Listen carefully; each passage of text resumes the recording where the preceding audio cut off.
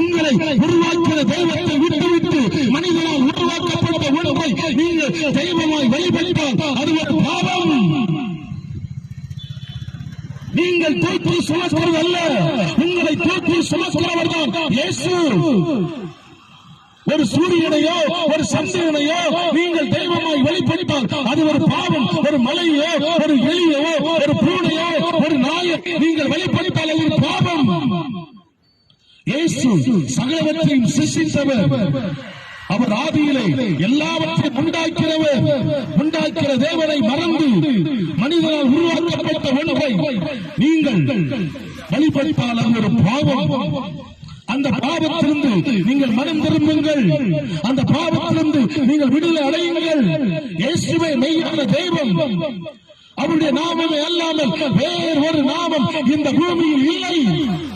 இயேசுவின் நாமத்தில் தான் ஒரு மனிதனுக்கு மீட்பு உண்டு. இயேசுவின் நாமத்தினால் தான் ரட்சிப்பு உண்டு. இயேசுவின் நாமத்தினால் தான் நித்திய ஜீவன் உண்டு. இயேசுவின் நாமத்தினால் தான் பரலோகம் உண்டு. இயேசுவின் நாமத்தினால் தான் ஒரு மீட்பு உண்டு. அவருடைய நாமம் தான் உன் வாழ்க்கையில உன்னை அற்புதத்தை செய்யக்கூடிய வல்லமை உடைய நாமம். ஒரே ஒரு நாமம் என்னவென்றால் அது இயேசு. இந்த நாமத்துக்கு முன்பாக வருகிற ஒருவனையும் அவர் பிறப்பை தள்ளுவது இல்லை.